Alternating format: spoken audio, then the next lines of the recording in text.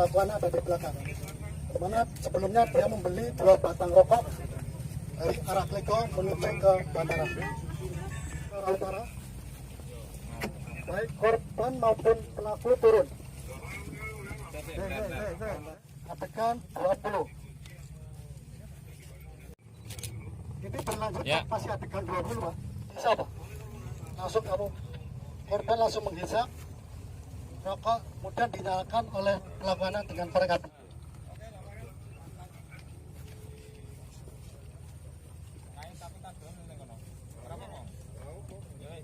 Itu rokok, Pak. Orang tua pelaku. Ini sudah satu, Pak. Ya, masih satu. Ngambil pisau yang ada di pinggang. Yang masih di pinggang. Pin ketok. Nah, semono, cukup. Siap.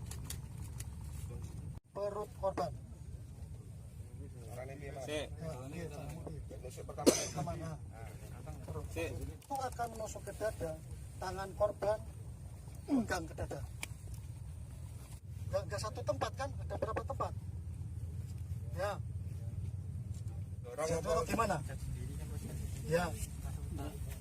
Jatuh sendiri. Turun, pelaku turun. Hampiri korban.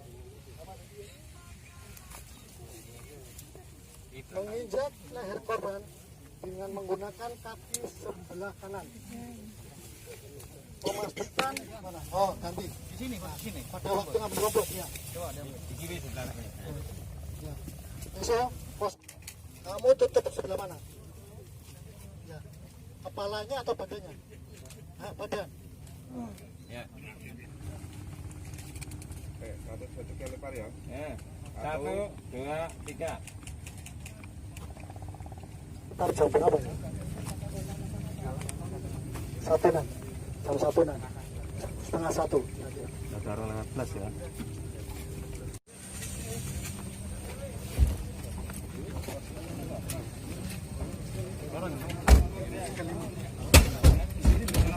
Rekonstruksi. Ada berapa adegan yang dilakukan? Jadi kurang lebih ada 35 dari perencanaan pembunuhan di stadion ya. Stadion Bukan Pak ya. Google gitu ya. Jadi Ada yang baru nanti.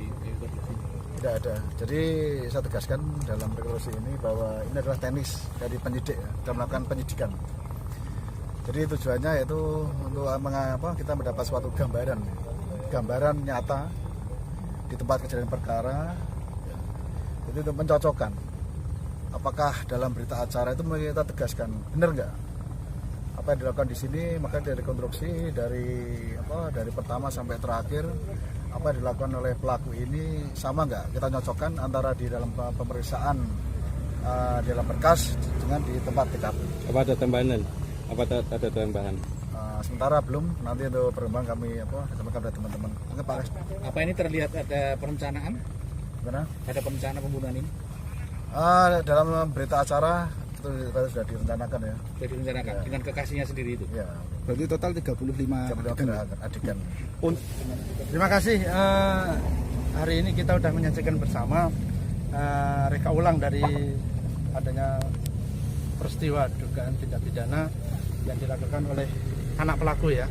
Nah, rangkaian kegiatan ini tentunya untuk melengkapi berkas perkara yang sedang disidik atau sedang dilakukan pemeriksaan oleh Polres Pekalongan Kota. Tentunya kami selaku jaksa penuntut umum akan menerima berkas perkara nantinya ketika setelah berkas perkara lengkap, artinya lengkap dibuat oleh penyidik, lalu kami terima. Nah, disitulah nanti kami akan periksa berkas perkara itu lengkap atau tidak. Dan kegiatan hari ini merupakan salah satu rangkaian untuk melengkapi berkas perkara yang dibuat oleh penyidik, gitu ya. Jadi penuntut umum atau jaksa penuntut umum hanya bisa saat ini hanya bisa berstatement bahwa kami menunggu berkas, ya. Tetapi paling tidak kami sudah mendapat gambaran dari reka ulang yang sudah dilakukan secara bersama-sama ini. Kita ikuti bersama ini tadi. Itu saja. Kita tunggu berkesnya nanti ya. Karena ini terkait dengan sistem peradilan anak, apakah dari Kejari Kota Pekalongan menyediakan jaksa khusus anak? Betul sekali.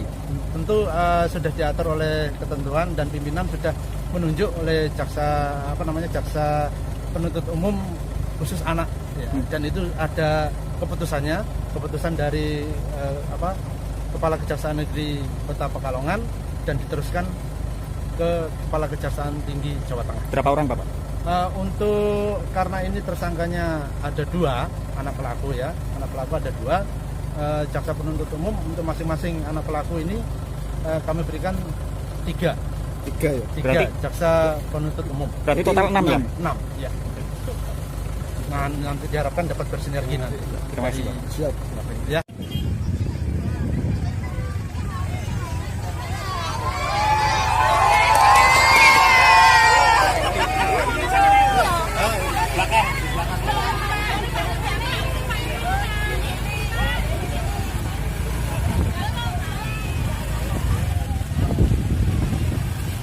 Pelaku anak sampai depan rumah pembina.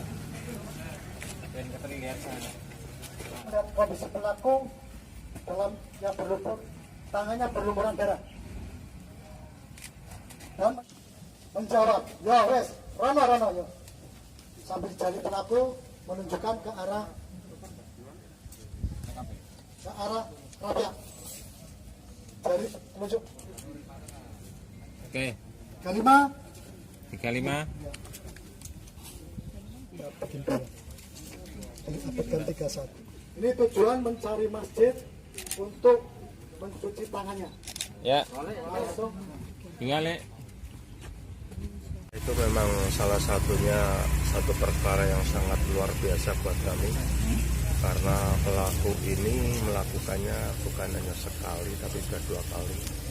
Bahkan terasa sekali dia itu di sini untuk